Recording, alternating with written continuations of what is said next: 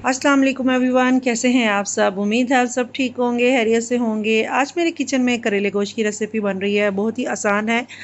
इसके लिए मैंने 1 किलो करेले लिए हैं और 3 पाव जो है वो मैंने गोश्त लिया है।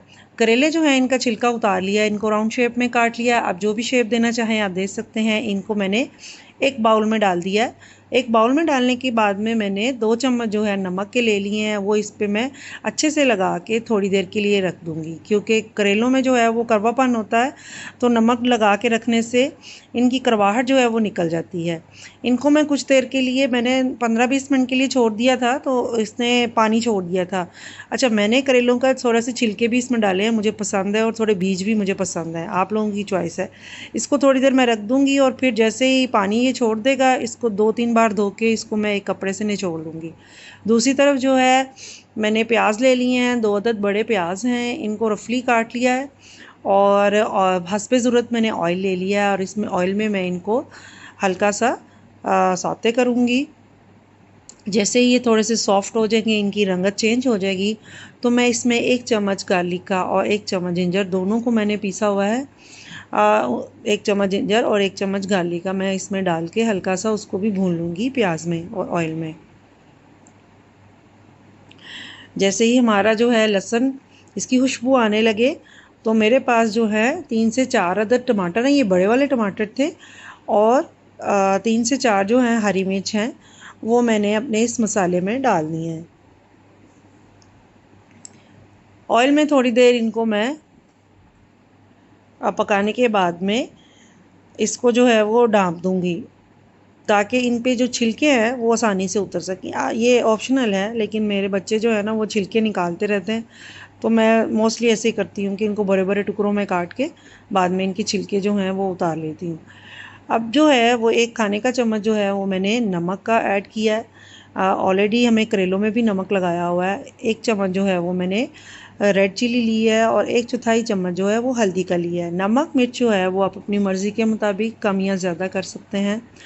मैंने इसको ढक्कन दे के थोड़ी देर वो है ढाँप दिया है, और जैसे मैंने बताया था कि मैं इनके छिलके उतार लेती हूँ, इनके छिलके मैंने उतार लिए और अब मैं इसमें जो है वो गोश्त जो है वो मैंने ऐड कर दिया। अच्छा, मुझे जो है वो हड्डी वाला गोश्त नहीं मिला था, बोनलेस है। आप लोग हड्डी वाला यूज़ करें तो ज़्यादा टेस्ट देता है।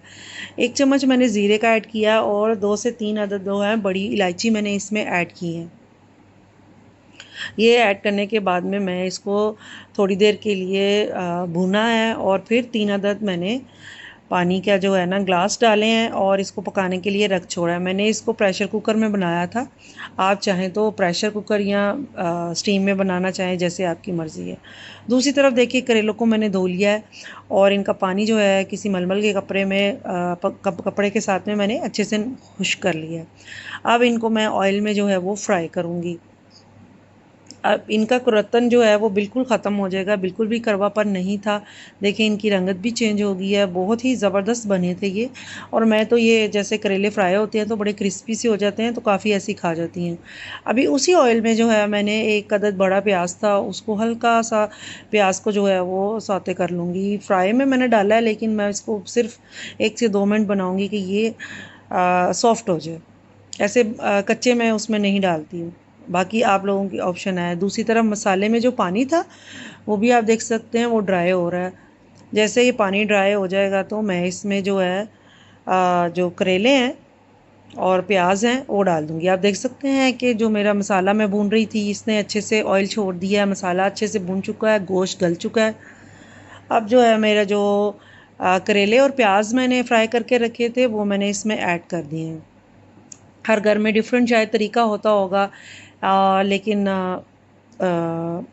जो मैंने अपनी मदर से सीखा मैं इस तरह बनाती हूँ और आप लोगों से शेयर कर रही हूँ। आई होप आप लोगों को पसंद आएगी, और मेरे जो है चैनल को सब्सक्राइब करें और वीडियोस को लाइक करें, शेयर करें। मैंने जो है इसमें इस स्टेज पे आके 2 चम्मच जो है वो सूखा धनिया पिसा हुआ वो ऐड किया है। बहुत अच्छी खुशबू और टेस्ट देता है ये। और 1 छोटी प्याली मैंने इसमें दही की ऐड की है, ऑप्शनल है, मैं ऐड करती हूँ, लेकिन इससे बहुत अच्छा जायका भी आता है। और जो करेले की जो है ना करवाहट को वो बड़ा अच्छा वो बैलेंस एक आ जाता है उसमें, बड़ा ज़बरदस्त था। और अब इस स्टेज पे मैं इसमें जो है गरम मसाला जो है वो मैंने ऐड कर दिया है। इसको दम करके रख दूँगी। आप देख सकते हैं बहुत ही मज़ेदार से करेले रेडी हैं। आई होप आपको मेरी रेसिपी जो है वो पसंद आई होगी। दुआओं में याद रखें। अल्लाह हाफिज़।